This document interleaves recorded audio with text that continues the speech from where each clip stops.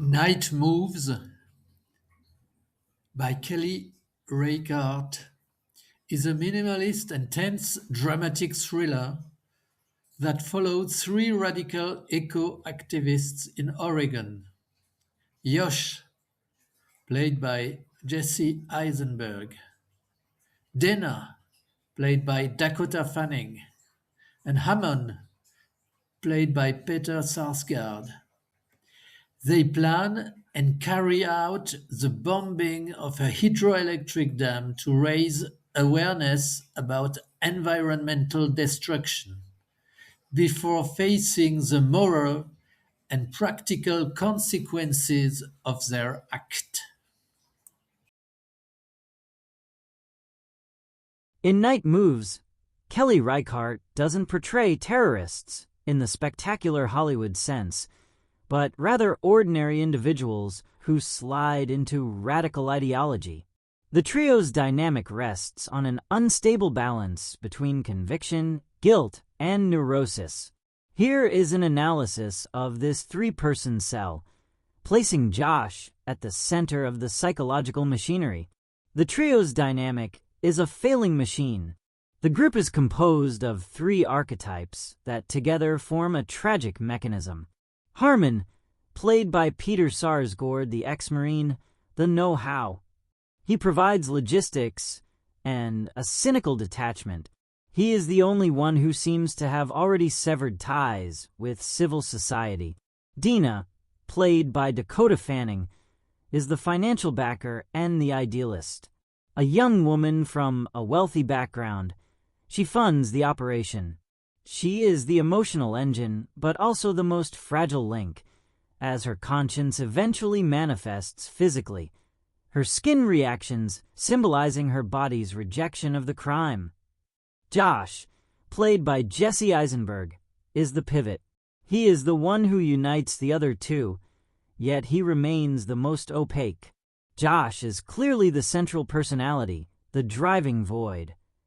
Josh is the cold heart of the film, unlike Dina, who acts out of empathy for nature, or Harmon, who acts out of a rejection of the system.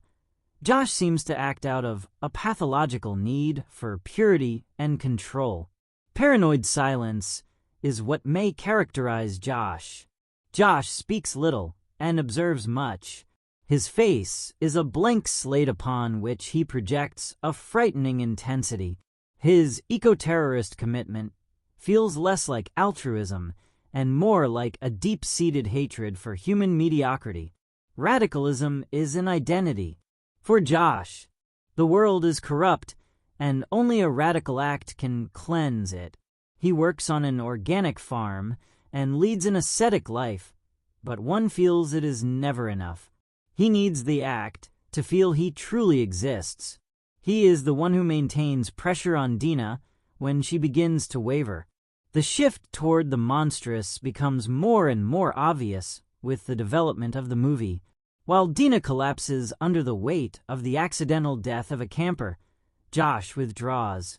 His priority is not the victim, but the security of the cause. The final betrayal is a consequence of fear and looks unavoidable. To protect his secret and his freedom, he ultimately commits an act diametrically opposed to his original ideology. He destroys a human life to save his own skin. Josh's isolation is the price to pay. It is the nightmare to live, until a probable arrest to come. By the end of the film, Josh is a survivor, but he is totally hollow. The trio's dynamic has evaporated. Harmon has vanished, and Dina has been eliminated by Josh himself. Reichardt frequently uses tight close-ups of Josh's face in the dark to emphasize his mental imprisonment. We never truly know what he is thinking, which makes him all the more terrifying.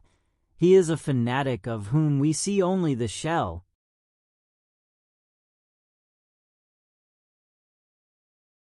Josh is definitely the central character, the most determined and fundamentalist of the three.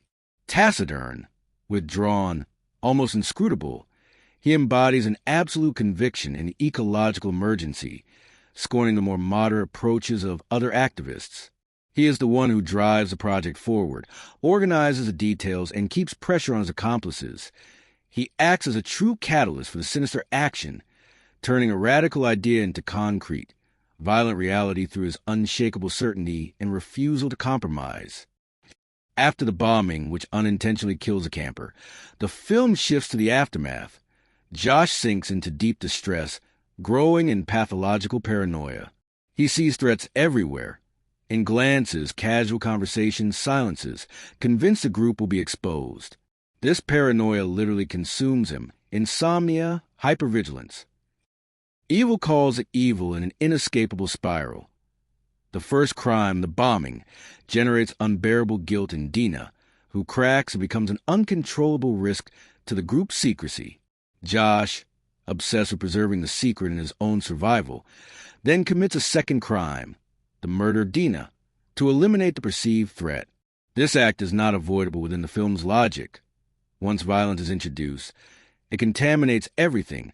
Ideals become corrupted, trust collapses, and the fear of consequences drives even graver acts. Josh ends up trapped in a personal hell, condemned to a life of inner flight, unwittingly integrated into the very system he despised. The film shows how an action supposed to be for the greater good can irreparably destroy those who carry it out. If they are young idealists willing to use violence to reach their goal very quickly, a goal presented as the only one worth to be reached and without taking other people into account.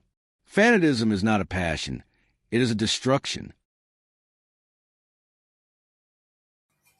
It's necessary to add something.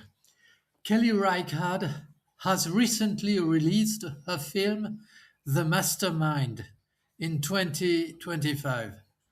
This work can be seen as a variation on her earlier film Night Moves. Both films delve deeply into the aftermath of a planned reprehensible act.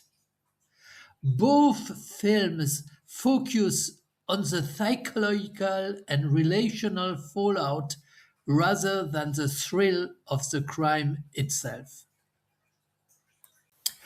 As in Night Moves, the heist occurs relatively early, leaving the bulk of the film to explore the chaotic repercussions. The central characters differ markedly in personality, which enriches the thematic variation. In Night Moves, the protagonists are committed idealists with a collective political purpose. Both films converge on a precise examination of the group's disintegration and the protagonist's flight, culminating in a descent into personal hell.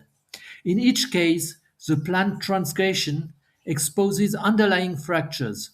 Relationships shatter under unforeseen fallout, paranoia, and self-interest. In Night Moves, the Echo Group implodes through ideological rifts and guilt, leaving Yosh alone in a spiral of alienation and identity loss, fleeing both literally and metaphorically toward failure. Similarly, in The Mastermind, the fragile alliance crumbles almost immediately after the theft, due to a poor planning and selfish motives. Mooney, once smug about his genius, ends up on the run through motels, fake identities, and precarious alliances, embarking on an existential road trip that symbolizes drift, disillusionment, and inescapable consequences.